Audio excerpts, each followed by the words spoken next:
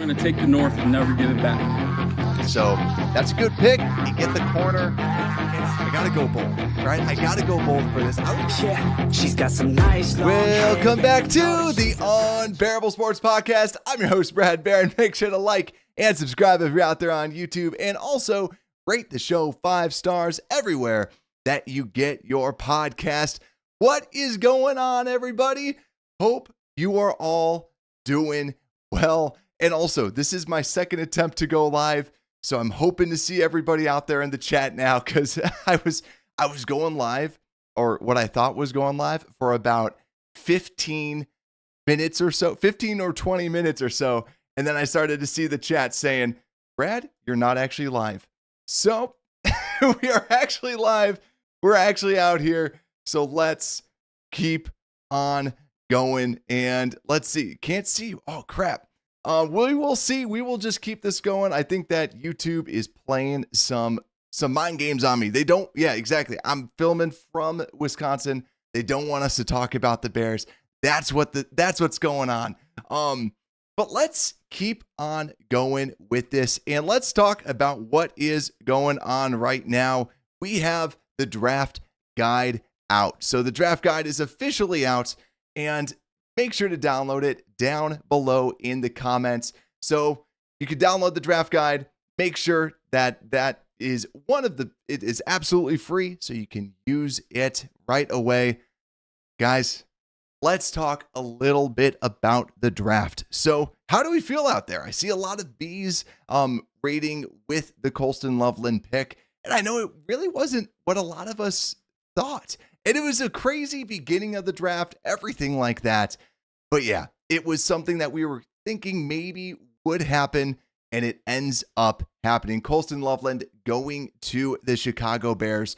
But also, I want to break down today. What I really want to do is I want to break down what was going on before the draft. I also want to talk about the Colston Loveland pick, and then we will break down the best available and people out in the second round and in the third round that the Bears can be targeting. So let's get the first piece out of the way. I want to just get this out of the way. This is something that I was predicting. This is something that was one of my bold predictions that we've been kind of talking about for quite some time. But I was saying how I thought that the Bears loved Ashton Jeanty and they'd be trading up for him.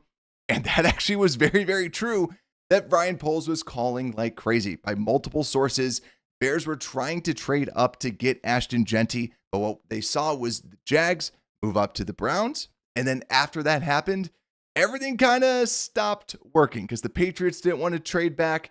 The Browns didn't really want to trade back. And then the Raiders were like, no, we're taking our guy. We're staying put. So what that shows, though, is obviously the Bears, what they thought about the running back position. And now when you look into the second round, now we have to start looking at that running back position, because it does seem like the Bears are really going to be trying to go after that, really bring something back. And then the Bears go with the 10th pick, and rather than going Tyler Warren, the Bears go with Colston Loveland. And that's right, Shy Tracks. I did mention this with Loveland. I actually had him as my pick, but I'm like, I want to talk about, like I said, yesterday's show. I was like, I want to talk Mason Graham because that's a safer pick, but I said I thought the Bears would go Colston Loveland. Now, that was without Tyler Warren on the board. That's where I thought Tyler Warren was probably going to go a little bit earlier. But the whole thing that I heard about Colston Loveland with the Bears is exactly the reasons why you're seeing him get drafted by the Bears. The reason why the Bears love him is because with Colston Loveland, this is a different tight end than Tyler Warren. Now, am I totally fine with this pick? I'm not running to the rooftops, giving it an A or anything like that. But I think Loveland is a lot better than what I think some people give him credit for. Now, this is the best receiver that was on the board at that time. And when we talk about Colston Loveland, Michigan tight end, 6'6", 248, does not play like he's 248 pounds. This guy is fast. And I've given out the Tyler Eifert comp before. I've given out like a Noah Fant where he's got that just really, really good speed and receiving ability at that tight end position. He was PFF's 5th highest graded tight end last year at 85.9. He's also the consensus board's 15th overall player. I need to update that a little bit more. But the big thing with Loveland is that receiving ability. What this gives you is Warren, very, very similar to what the Bears have with Cole Kmet. Loveland is going to give you a different dimension as a route runner. When you look at this, 96th percentile in yards per route run, good indicator of success. Also 89th in separation, 89th percentile in separation, and also 73rd percentile in against single coverage. Also, he's got this little badge in the draft guide, the NFL badge in the top right, which shows, hey, this is a kind of a high floor player. This is someone who's got good production scores and also good athleticism scores. The other pieces too that I just want to bring up is even though that he's kind of got this lighter frame, he does have very good feet and a mindset when he's blocking. Now he's not as aggressive as say a Tyler Warren and other stuff like that. And just for the record, I would have taken Tyler Warren instead of Colston Loveland. Just let the record be shown. But really with Colston Loveland, you're going to get he's just a good route runner. Now, the thing that I think he lacks the most is functional strength. Is just one of those things when you see him on tape, even though he's like around that 250 mark, he does look like he gets pushed around pretty easily. And that's why I think he gets kind of a really negative description of how he is as a run blocker. Because yes, he's good if you're going against like safeties and slot corners and stuff like that. But with larger, like for him to be in line, I just do not see him being able to be an inline tight end. But that's actually a really big reason why I kind of like him going to the Bears as well, is if he was drafted as a true number one tight end, I don't love that. But since you already have that with Cole Kmet, I think that Loveland can at least develop and then hopefully end up working out. Now, we've already started talking a little bit about the negatives. Let's start talking more about this because I see some people with a lot of the negative comments, and this is some of the negatives with it as well. Like I said, the functional strength, not a big fan of that. Liked Tyler Warren a little bit better just because of his all-around game. But then also too, Colston Loveland, I see a lot of people comping him to Sam Laporta. And I do think that's a little rich because Sam Laporta, people say, well, he's like Sam Laporta because he takes the top off the defense. Well, Sam Laporta is an inline tight end and can play that inline tight end. Now, they still put Sam Laporta out wide and in the slot a couple times, but I was looking at it. Laporta played like 500 snaps in line and like 110 in the slot and like 110 out wide. Loveland to me is more of a slot and outside player, not an actual inline tight end. Also, Laporta broke like 1 million tackles in college. Colston Loveland, I think it was only broke 3, while you have like Tyler Warren who broke like 19. So that was something that was Laporta. To me, that's Laporta's biggest calling card is, yeah, Laporta's not necessarily a big jump ball guy, similar to like Colston Loveland, where Loveland, not, 20% contested catch rate. And a lot of that is because he just simply gets open. But when you talk about that game, Laporta broke tackles. Warren broke tackles. And Loveland doesn't necessarily have that with his game. That's why he kind of reminds me more of Tyler Eifert, where it's Eifert's not breaking all these tackles. He's not going crazy with that. That's some of it. So that's where I think overall, when we're talking about just Colston Loveland, he's got to start bulking up. That's, I think, that the biggest thing is he needs to add some weight to his frame. He can get pushed around a little bit. But I do think that this kind of checks 2 boxes because I think that now moving forward, you probably don't necessarily need a receiver because Loveland's going to be playing a lot of that receiver option for you. Let's also talk a little bit more about another big concern that I have with Loveland, and then we can kind of move on from this. Something that I don't necessarily love. Now, I am not an injury expert, but Colston Loveland he got surgery on his AC joint, and he's probably not going to make it to the first week of OTAs and stuff. It's like, of course he's going to miss a couple weeks of camp because it just puts a sour taste in your mouth a little bit. Like right when I saw that, I just sour taste in my mouth. didn't feel too good. That was something that I just didn't really like about it. But really, I think just going back, right? We've talked about the negatives, talked about the positives. I think that what you are getting out of Loveland, also only 21 years old, so a very, very young prospect. What you're getting out of him is a different person, a different mold of a player compared to Cole Kmet. And I think that's the reason why they wanted someone like that, so that he can be more of this receiving weapon. So Cole Kmet's probably going to have more of that Brock Wright, that inline tight end role, and then you're going to have Warren as more as the outside tight end. So you're going to have two good weapons at the tight end position, one more of receiver. I do question his true ceiling just because he's never really going to be, I don't see him gaining all this weight and being like a true inline tight end. But I think that he is someone that, in Ben Johnson, we trust, right? I still am not in love with this pick, but it's not, I wouldn't say it's a bad pick. Like at the end of the day, you take someone over, they took someone over Tyler Warren. And I want to just also call this out too. Last time that Ryan Poles took someone over another player at the same position that was higher on the consensus board was Darnell Wright over Broderick Jones, or like in the first round.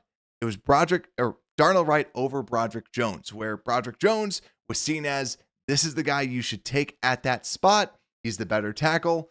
And I think he was around like 5 spots better than Darnell Wright. But he trusted his gut. He went with Darnell Wright. And quite frankly, significantly better than Broderick Jones. Hopefully something like that ends up happening. But we'll see. We will see. But let's keep on going. Also, Greg B saying, Google it every time NFL drafts a tight end top 10. The Super Bowl. All right, there we go. But yeah, I do agree with Talker Man. Top 10 should not be injured overall. Like he really shouldn't be an injured tight end. That does kind of rub you the wrong way for sure. But yeah, so that is my feelings overall with Colston Loveland. Like I said, let me know what you feel. I think like if I had to grade it, like, I'm a harsh grader. So, and if I'm doing round grades, it might be a C. It's like that C-B range, right? It's a good pick, or I'll give it like a B. Like it's a good pick.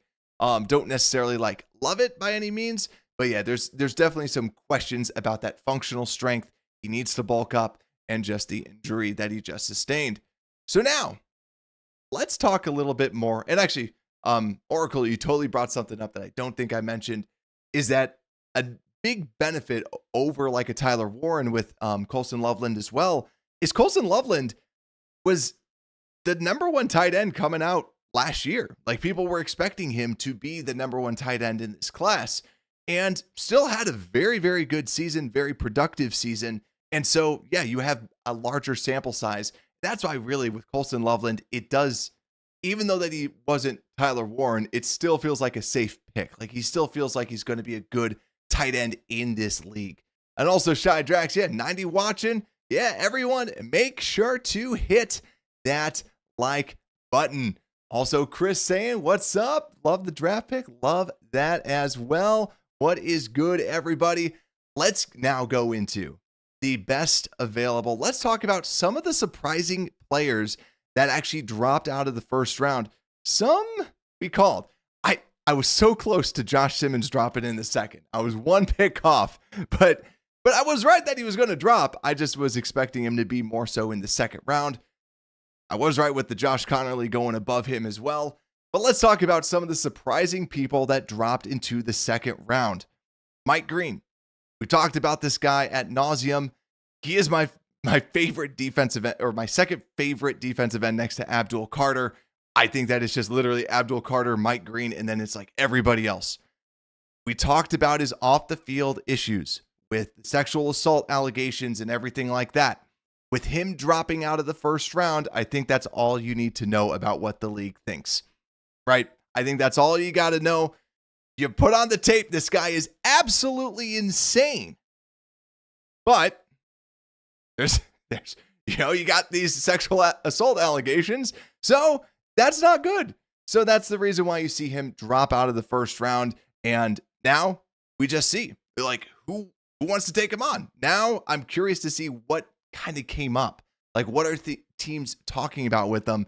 But that's one of the big surprises of completely dropping out, and James Pierce still getting still ends up getting drafted, because there's a lot more questions I felt about Pierce's personality. So really kind of shows a lot out there. Also, Bears fan for life, what is good? And also Cody saying, what is my top rated running back? We will definitely go into that. So let's keep on going. And yeah, I do agree with like Mike Green.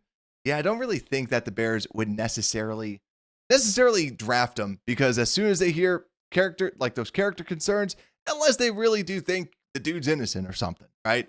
But Mike Green, phenomenal player, phenomenal football player. I will leave it at that. Next player, Donovan Ezeraku, edge, defensive end out of Boston College, 6'2", 248. This guy reminds me of Unique Ngakoue, and I could see him going a little bit high. But hey, if you want to get a true pass rushing defensive end, this is the guy. Now, he's a little bit light. That is, might be a big no-no for Dennis Allen, but this is someone that surprised that he was able to last this long. He was always kind of borderline. First round was starting to get talked more and more and more about, but I love pass rushers that can just get through, and that's exactly what he can do. He's just an active penetrator. One of those classic, like, more so tries to penetrate to attack the people in front of him rather than truly anchor. But this is a very, very good guy. I doubt that he actually drops down to the Bears and that he's actually a Dennis Allen guy. I wanted to just kind of call him out. And then next, Luther Burden, someone that we talked about during the wide receiver show that I said, I don't know why he's going to drop out of the first round, but everything was pointing to him dropping out, and he's dropped out. This is the guy that if we want another DJ Moore, this is him. He is number one in missed tackles for wide receivers this year with 30 missed tackles. He had a quote unquote down year. This dude just breaks tackles. Missouri wide receiver, junior, 6 foot, 206. I don't think that the Bears would go wide receiver after just getting a tight end. But I mean, if Luther Burden's there, this guy is a darn good football player. But we'll go through a couple other like kind of surprises that dropped out of the first round, with one being Will Johnson. Oracle says, Luther Burden super fast. Speaking of not fast, Will Johnson. There's a lot of talk about Will Johnson, corner out of Michigan, 6'2", 202 junior, literally was the best corner like last year. Comes out turf toe, and now everyone's throwing out these questions. Now there's rumors that his 40 time was like a 4.60 type of deal, where I don't even think that he ran one. So I don't know why rumors even came up, but there's a lot of questions about his actual long speed. And the reason why that's so important is at the corner position, you have to be fast. If Dennis Allen thinks that he can take someone like Will Johnson, who is a very, very good man-to-man corner, like Will Johnson is a phenomenal player. But the biggest thing is, if you do not have that long speed, you have to be in a certain scheme. Who is that? There's a corner from Green Bay. I'm trying to remember his name. Rasul Douglas. Rasul Douglas was similar, where not a lot of speed, but when he was in an off coverage, he was phenomenal. But Will Johnson was plummeting down some draft boards. He was originally the 7th highest on the consensus big board, but falling down, he's now I think he's 15th. I need to update some of those. But man, he got banged up. And Oracle of Hallis says, Dane Brugler said his knee isn't passing medicals. Oh, dang. Yeah, so Will Johnson probably dropping a little bit more for sure. But yeah, Johnson. Oof. And Shy Jacks, 134 watching. Thank you all so much for staying up and watching this draft too. And especially with the technical difficulties. I saw all the comments out there that was like, what's Brad doing? And I'm like, I'm on, guys, and no response at all. So I'm glad that this stream is back and working. Sports Chicago style. What is good? He said showing love for some Loveland. I do like how he's going to be able to leverage him. Josh saying we need some Caleb Johnson. Oh yeah, we'll be talking about some running backs Actually, let's talk about some running backs because this was actually one of the surprises.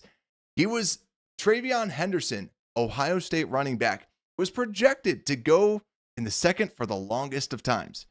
Then all these waves started coming up. Like, people love Travion Henderson. People love Travion Henderson. Now, he's available. And let's talk about the best available running backs. Because like we said, Foles tried to trade up for Ashton Jeanty. It shows that, hey, he really, like we've already kind of talked about, he values this running back position.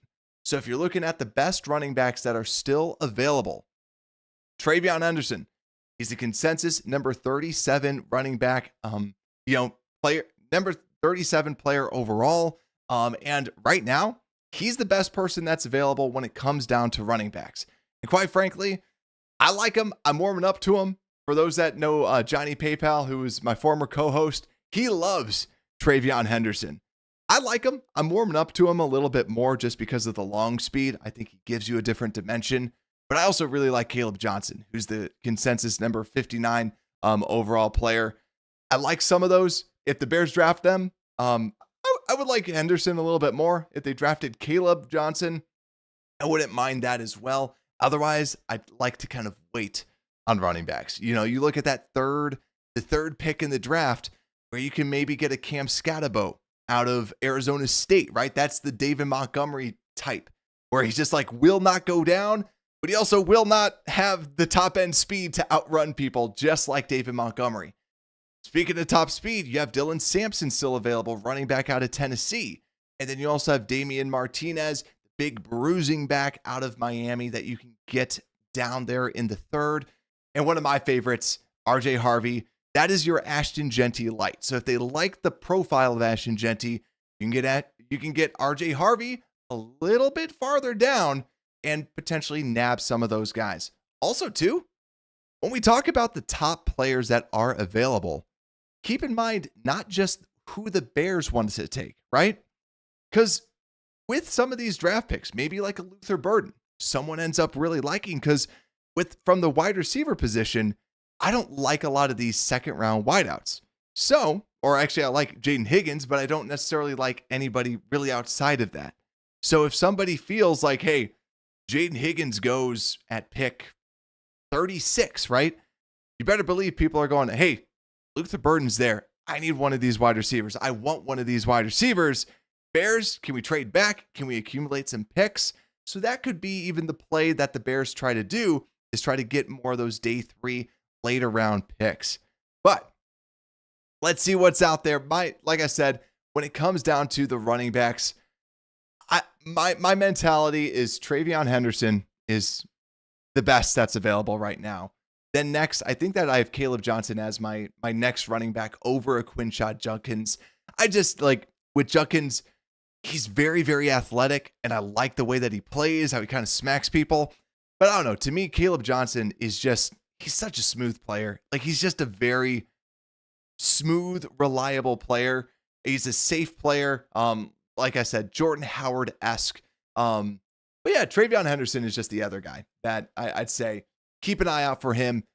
Seems to be someone that pulls. And also, actually, another big reason why Travion Henderson used to be with Eric Bieniemy. Eric Bieniemy really likes Travion Henderson. That could be the player to watch. So let's keep on going and talk a little bit more about some other players. So running backs, we'll see. But also, let's flip on over to the next group. And I think also this is another surprise for some people, and that's Nick Emanwari, safety out of South Carolina. Because the Bears low-key have a safety need. Because, like we've said before, every single safety of the Bears is basically a free agent after this year. So because of that, Bears need to look at least at one of the safeties that are potentially available. Nick Emanwari is the highest consensus graded safety out of South Carolina. Very, very athletic. The highest RAS score that measures athleticism ever. I'm not as high on him just because I think instinctually he needs to be a little bit better. He's not great at necessarily like bringing down some ball carriers like you would.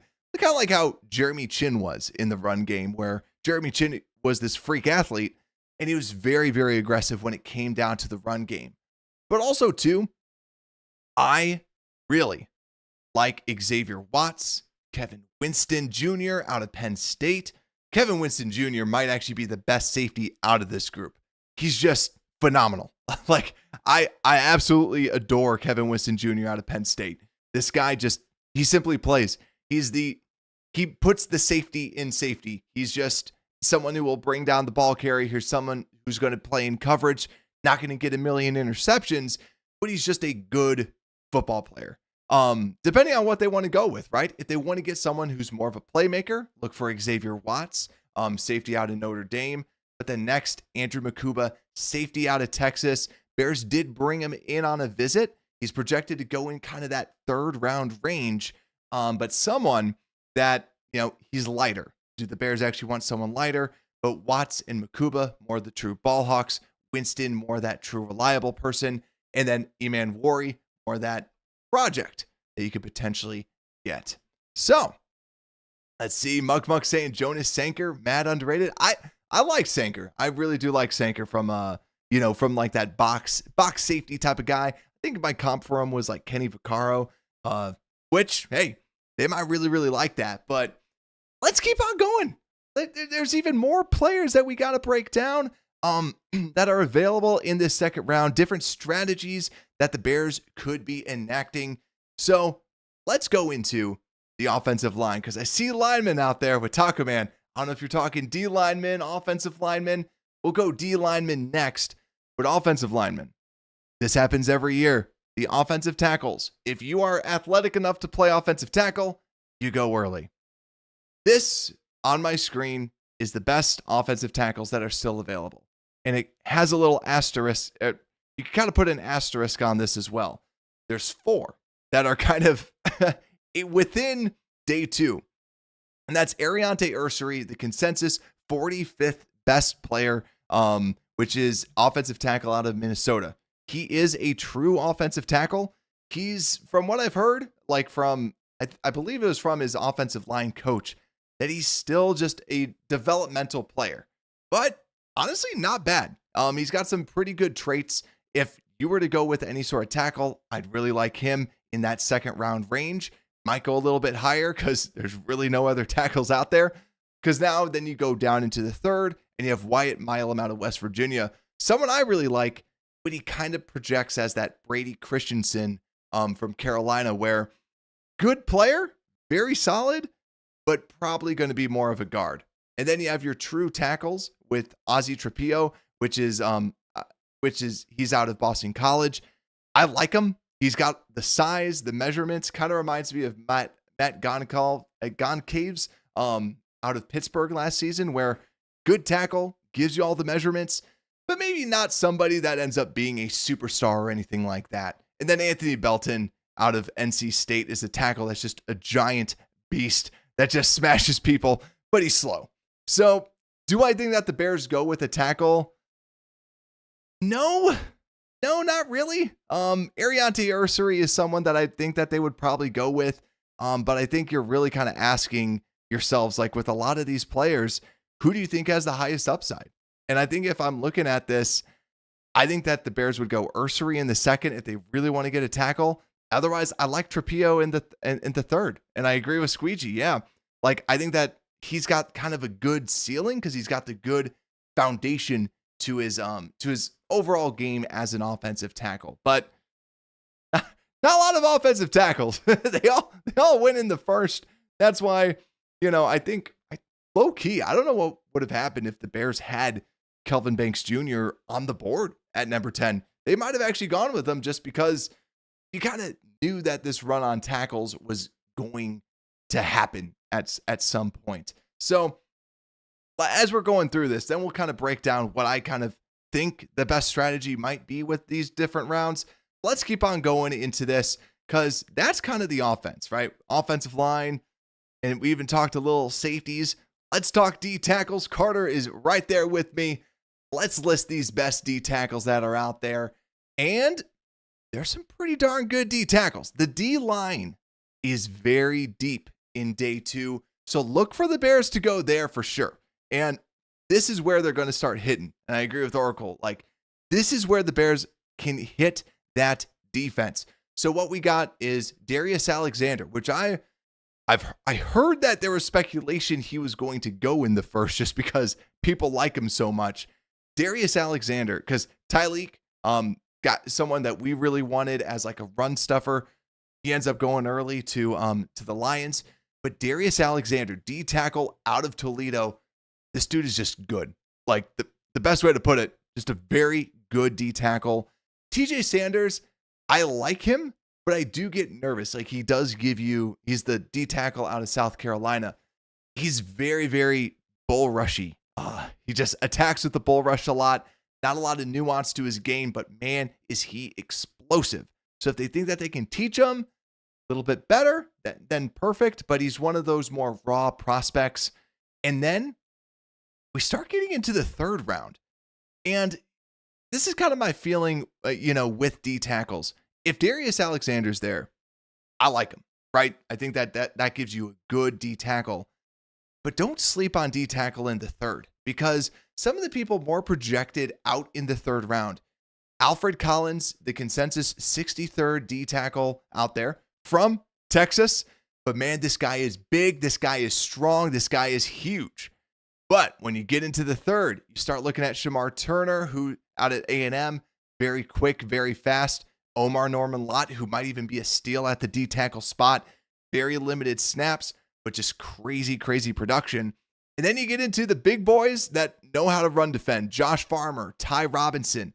I like Farmer more than Robinson. Robinson, I'm not as high as than like some people. He's like a slower, weaker version of Alfred Collins. So to me, give me Alfred Collins.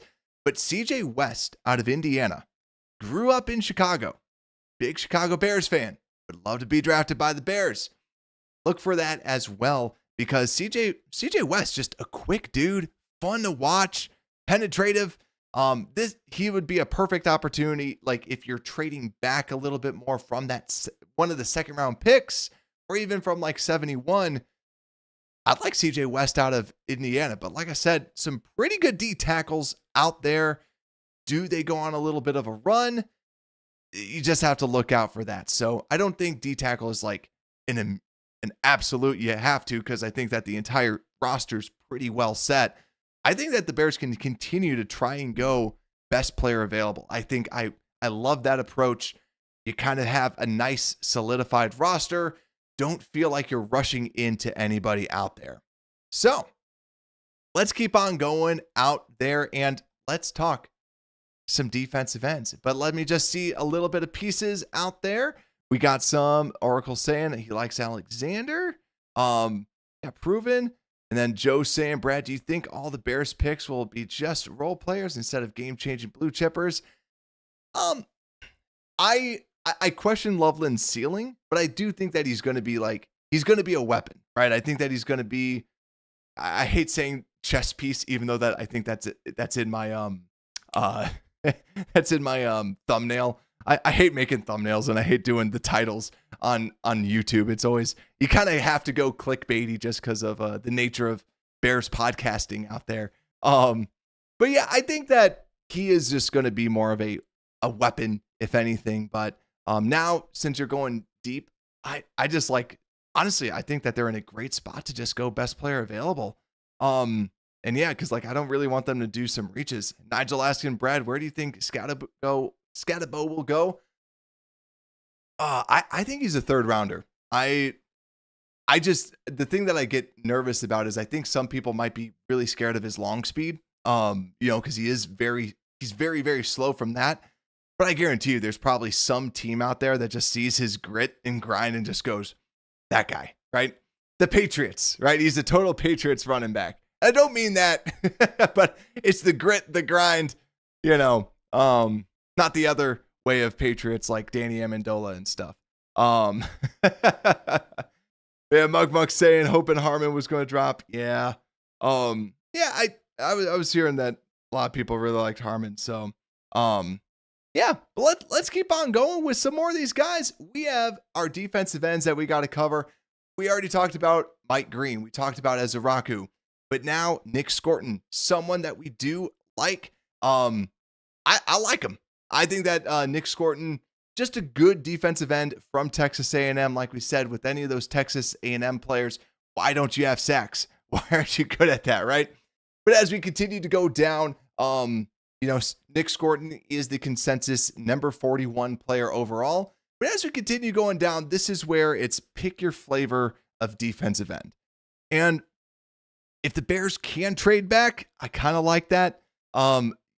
I think that if you're looking at what Dennis Allen wants out of a defensive end, and if we're going with the stereotypical big boy that's strong, Nick Scorton, Texas A&M, Landon Jackson out of Arkansas, and JT Tuimoloau out of Ohio State, all three of those are just big guys. They kind of fit that mold of what he might want to try and go after. So those are three names to at least kind of start eyeing out a little bit in that second round if they were to go with the defensive end.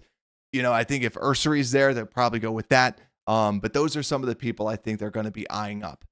Then you keep on going down. Princely Umanmielen, more of a penetrative style. Don't necessarily think that the Bears would really like that. Olu Oladejo out of UCLA. I really like him athletically, just very, very light, former linebacker. I saw him get mocked there, but I just don't think that that's a Dennis Allen dude. But now you get more into that third round range where you have Jack Sawyer out of Ohio State. And again, I think high floor, low ceiling type of a player. But Braden Swinson, then we have Braden Swinson. And I'll say this, and I'll say this again. I love Braden Swinson. I think he's phenomenal. I think that he does out of LSU, defensive end, he has first round moves. And I do not use that term lightly. He has some of the best moves I saw on tape, because when you watch so many of these players, you're like, oh, okay, yeah, he tries. But then you see Swinson, and he plays like a first rounder. Like, he really does.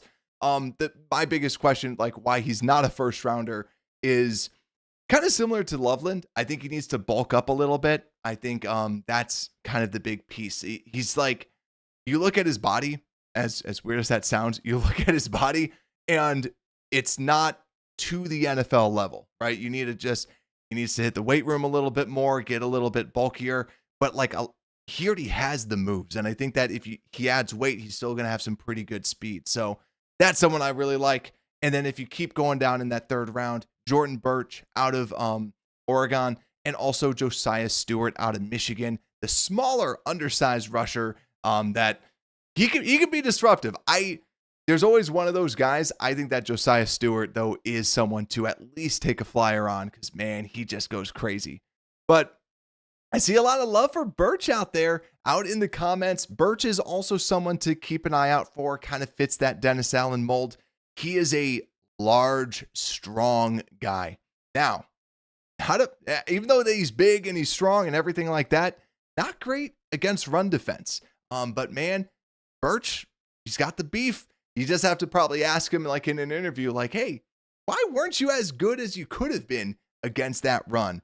So let's keep on going. And also I see Oracle out there. Swinson just didn't seem to win inside, though. Size problems.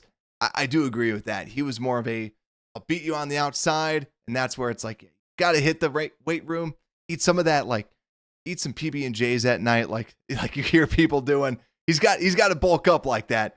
But the last little group, linebackers, that I just want to talk about, because the Bears, they could add a linebacker. And I just added the two.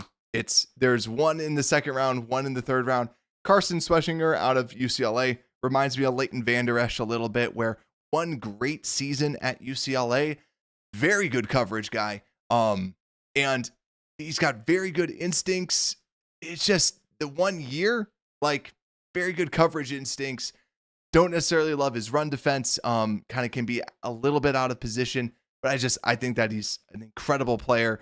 And also, nowadays with linebackers, they're more attack in front of me. To me, I love Jack Campbell when he was coming out, because he was a coverage guy. You got to have coverage people. Schweschinger is that out of UCLA. So if they want to go linebacker, it would shock a lot of us. But it would get us one step closer from offloading Terrell Edmonds on our books, right? Then we also have Demetrius Knight out of South Carolina, more of an aggressive downhill linebacker, but someone projected to go more so in that third round range. So now let's talk a little bit about what the Bears should do in that second round going into the third. So we've kind of broken down all the potential position groups that are out there inside of day two. And quite frankly, we've talked about like every single player. So I know everybody that's listening, we have over 200 people listening live. Make sure to hit the like button. And also, if you're brand new to the show, click the link down below in the description. Download the free draft guide. It's free.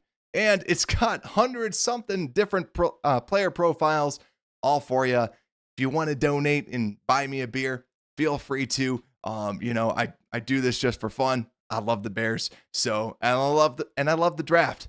So let's keep on going and talk about what the Bears can do with that second pick. So, second round pick.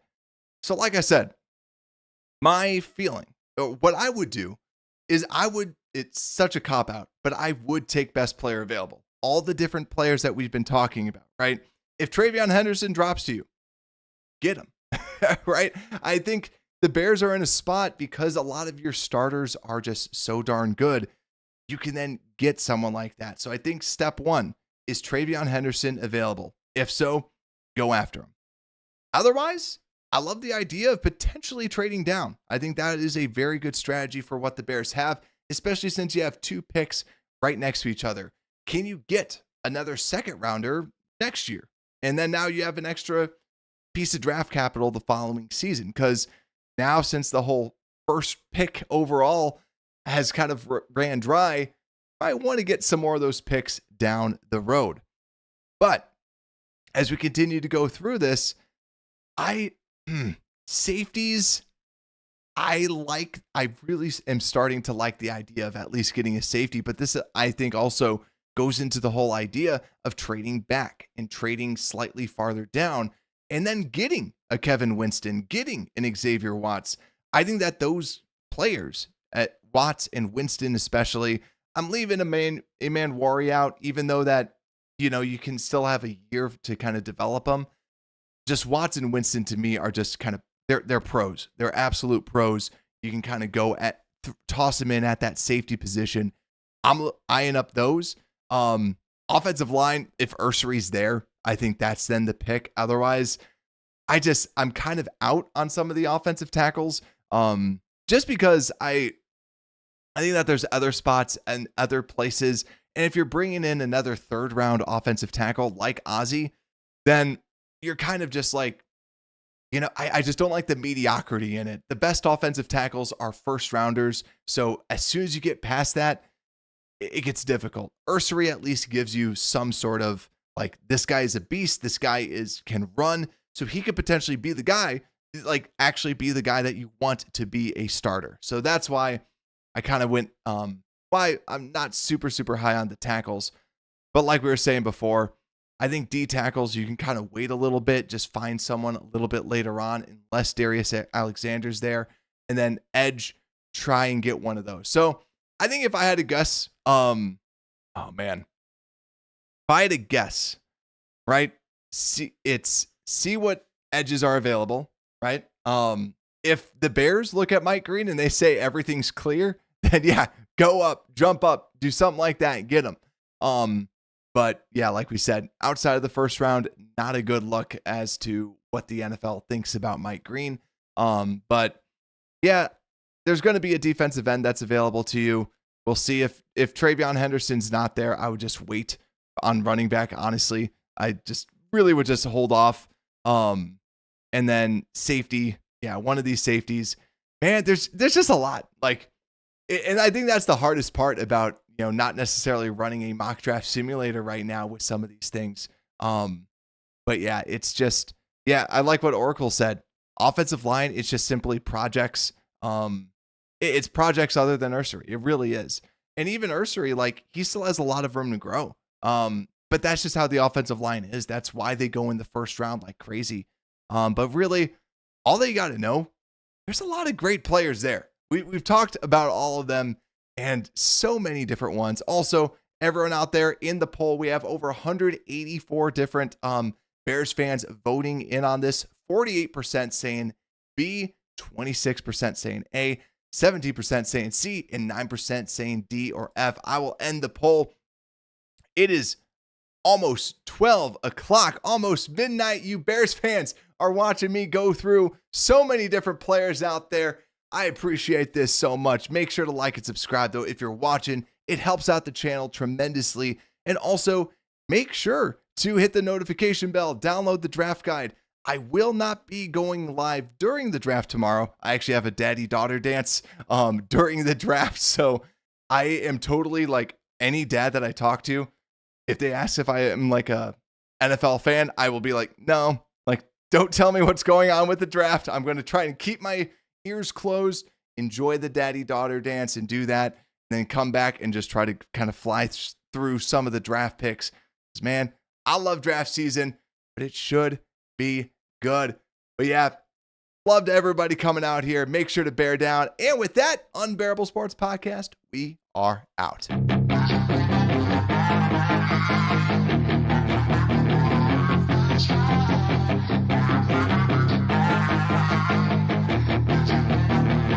Yeah, she's got some nice